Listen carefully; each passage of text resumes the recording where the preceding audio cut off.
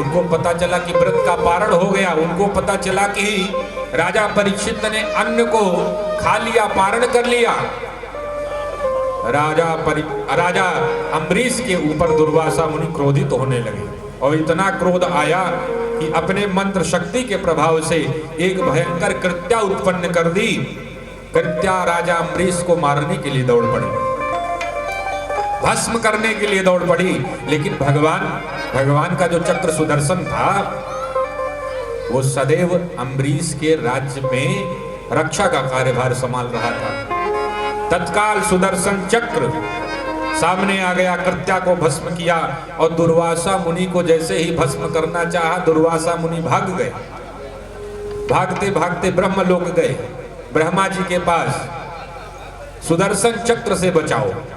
ब्रह्मा जी ने जब सुना कि सुदर्शन चक्र भगवान नारायण का अस्त्र, दुर्वासा मुनि से कहा देखो हम तो नहीं बचा पाएंगे, अन्य किसी शरण में जाओ। दुर्वासा मुनि भागे भागे भगवान शिव की शरण में गए।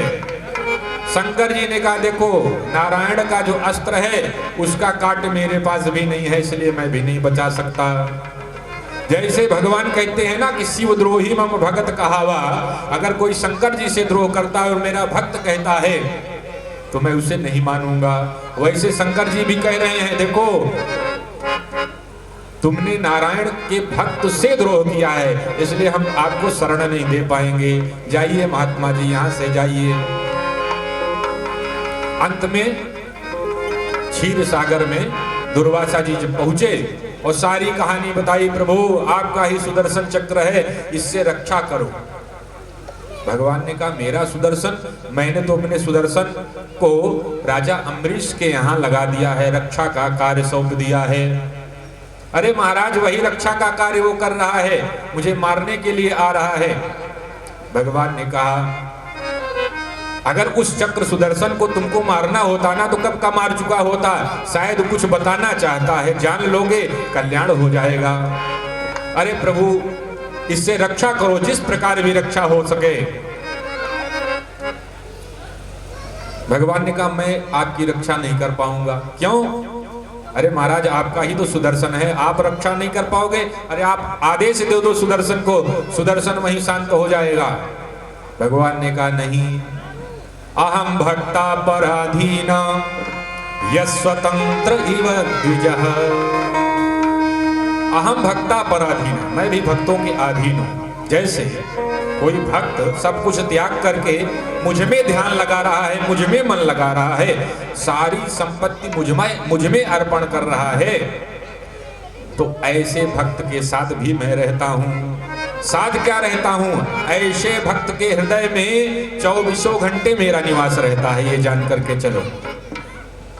मैं भी स्वतंत्र नहीं हूं, मैं भी तो भक्तों के अधीन हूं ना, क्योंकि भक्त जब तक मेरे हैं तब तक मैं हूं, तब तक मेरा गुणगान हो रहा है, और जिस दिन भक्त नहीं रहेंगे ना उस दिन मुझे कोई नहीं पूछेगा। इसलिए अहम भक्ता पराधीनो, मैं भी भक्तों के अधीन हूं। यहाँ भगवान क्या कह रहे हैं? अहम भक्ता पराधीन हूं, मैं भी भगवान के अधीन हूं। उपायम वदिष्यामि, उपाय बताता हूं, जाकर के कर लो। बोले क्या उपाय है?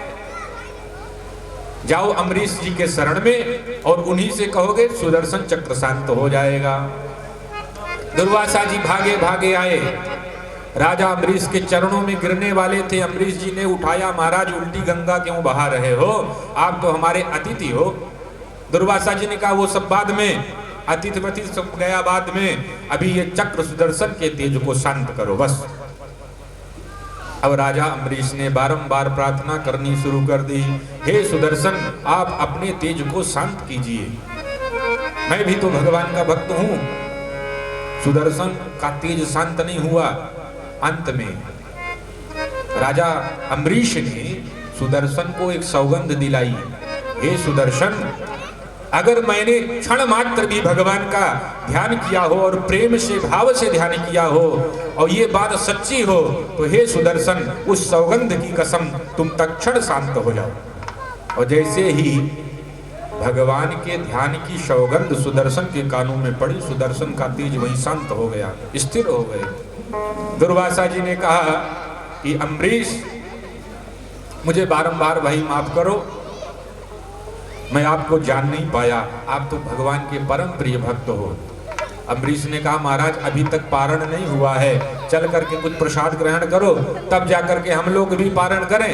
दुर्वासा जी ने कहा बताओ 1 वर्ष से हम लोग घूम रहे हैं और आपने कुछ खाया पिया नहीं?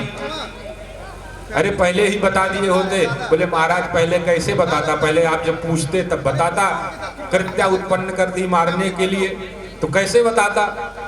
तो कहने का अर्थ क्या है कि भगवान में मन लगे तो राजा अम्बरीश जैसा लगे। प्रेम से बोलिए वृंदावन बिहारी लाल की जय। क्योंकि मन बड़ा चंचल होता है, मन को कोई वश में कर नहीं पाएगा। कौन करेगा? बोले भगवान की कथा, भगवान की कथा। जैसे 3 घंटे आप लोग बैठे हुए हैं ना, तो किसके भरोसे बैठे हुए हैं? यहाँ पर कोई व्यापार चल रहा है क्या? यहाँ पर कोई अन्य गतिविधियां चल रही हैं क्या? यहाँ पर आप लोग स्थिर हैं, बैठे हुए हैं तो भगवान की कथा सुनने के लिए बैठे हुए हैं ना। और कुछ लोग जो बैठे होते हैं तो कुछ लोग सोते भी रहते हैं। कुछ लोग यहाँ सोने के लिए भी आते हैं, कुछ लोग बात करने के लिए भी आते हैं। लेकिन समय अगर 2 घंटे 3 घंटे मिला है बात करने के लिए तो बहुत समय है, सोने के लिए भी पूरी रात पड़ी हुई है। लेकिन सत्संग करने के लिए अगर थोड़ा सा समय मिला हुआ है तो सत्संग कर लो, जिससे हमारा जीवन सुधर सकता है। लेकिन नहीं होगा। अगर कलयुग जिसके सर पर सवार है ना, तो उसको कथा सत्संग में वो जाकर के बैठेगा भी तब भी उसे अच्छा नहीं लगेगा।